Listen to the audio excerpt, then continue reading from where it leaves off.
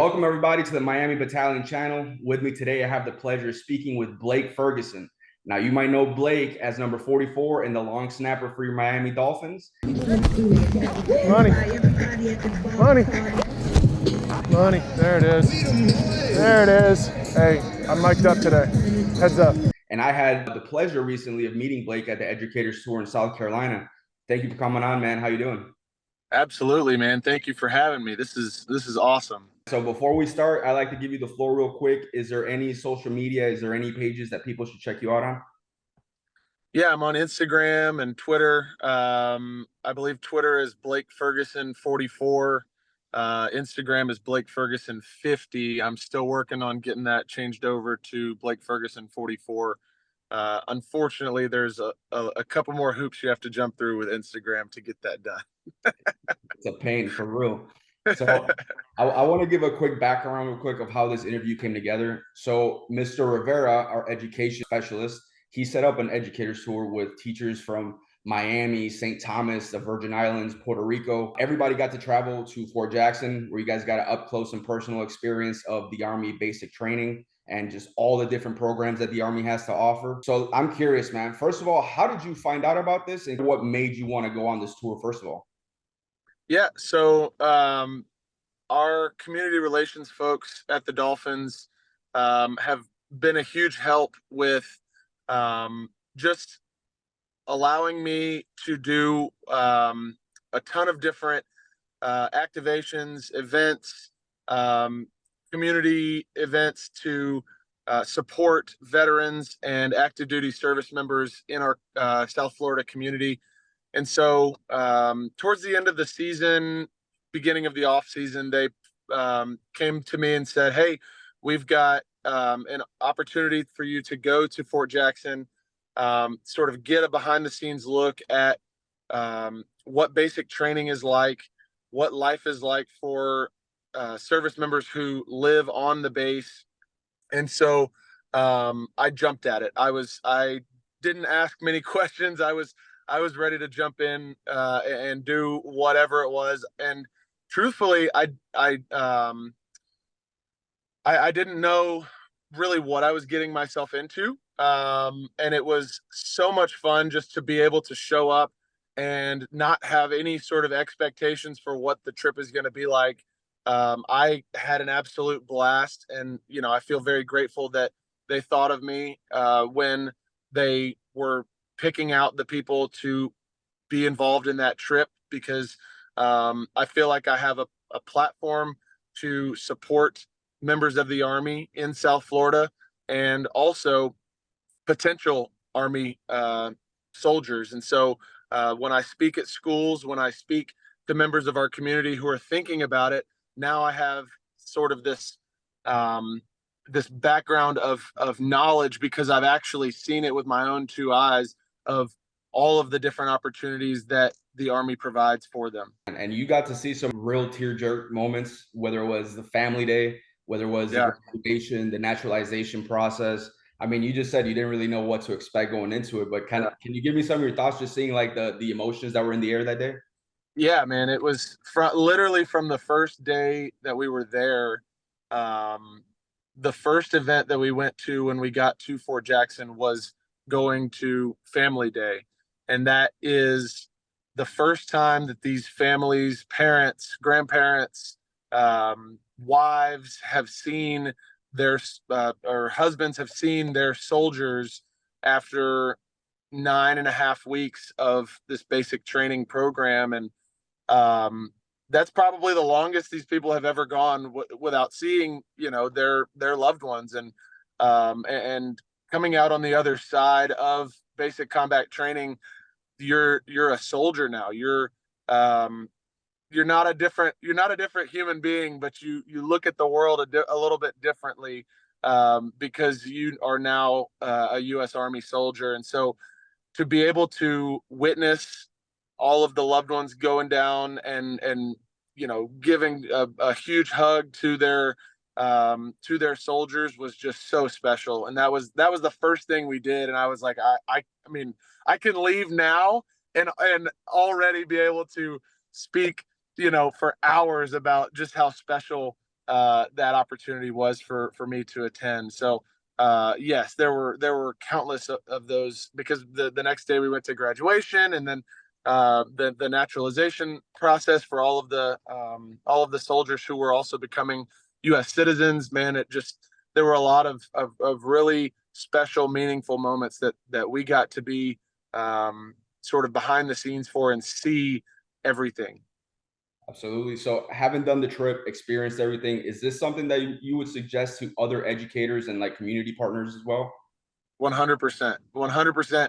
And for the folks who were on the trip, who are counselors, teachers, principals, every person that I spoke to, that I was on the trip with, they have a new understanding of what the Army is as a result of this trip. And so I would encourage any educator, any member of the community who has the opportunity to attend and go get a firsthand look at what the Army is like, and see that there are human beings behind what the U.S. Army is. It's not, it's not a bunch of robots. It's not as intimidating as it seems. It really, I would 100% vouch for it. I would go a million times over. So, from looking at your Instagram, you do a lot of work with first responders, veterans, service members. We had a little conversation. You told me how you had, I believe your grandfather was also prior service. So, Yep. can you tell me kind of like how important it is for you to do some of this work? Yeah. I've got a rich family history of U.S. military service. Like you said, my grandfather, one of my grandfathers was in the Army. My other grandfather was a Marine. My great grandfather was Navy. My best friend was Air Force, and up and down. And so um, to me, there's nothing more important than supporting the people who serve our country and keep us free. And I feel like that there is a lack of that in the NFL. The NFL itself does the salute to service program, which is incredible, but on a player led basis, I feel like that area is lacking in a big way. And so for me, being in the South Florida area, I'm going to love on and support the members of our community who are veterans, who are active duty service members, who are even thinking about going into the service. I'm going to support them in any way that I can. We do have to thank you from everybody at the battalion for coming out. It is great to see somebody like put their money where their mouth is. So it was great to have you out. We really did appreciate everything, taking the time to come out and learn and be open-minded to everything we had to show you. So thank you very much for that. Absolutely. So I'm curious too, man, because I mean, you went to college at LSU, and now you're down here in Miami. How has your time been down here in South Beach? It's been great. It is equally as hot in Miami as it is in South Louisiana in the swamp. So that is one thing that did not change about my transition from South Louisiana to South Florida. But man, it's been great. I've felt the love from day one from all of the fans down in South Florida. There is an anticipation in the city of Miami for the Dolphins to get back to a Super Bowl and win a Super Bowl. And so that's all we're working towards. That's all we want as players. That's all we want as an organization. And I know that that's all the fans want. So I do have a couple of football related questions, especially because we do Sure. have a lot of loyal Dolphin fans like Sergeant Cote, Yeah. massive Dolphins fan. Yeah. So obviously, like you said, the team's gearing up for big things. You're coming into your fourth season in the NFL. I mean, Yep. with such a talented roster, coaching staff, and you becoming a veteran, what is your mentality going into the season with so much on the line? Yeah. I mean, every year is a little bit different. Every team is a little bit different. And, this team in particular, I have been super excited from the time we started this offseason through signing our free agents and all of the draft picks that we've gotten. I couldn't be more excited about this upcoming season. Obviously you want to win, and you have high standards for every season, but I feel like we have a lot of pieces this year in particular to be successful. So you remember on the trip, one of the events that we went to was the Victory Tower, which is a giant 64-foot wall that, you know, these soldiers just rappel down, like they jump down with their little cables and everything. I gotta ask, man, who on the team do you think would do best, worst, and how would you do on there? Best would be, I'll give you the answer that everybody wants to hear, and the best would be Tyreek Hill. I'm surprised that Tua threw this ball, but he sees a matchup out there with Jack Jones, the rookie out of Arizona State, who I thought was in perfect position. Because Tyreek is fearless, and he would do just about anything when it comes to showing off athletic ability. So he would probably be the best one. He would just probably fly down the tower. The worst, it would have to be one of the linemen, right? Because they'd be the most scared that the cable wasn't going to hold them or something like that.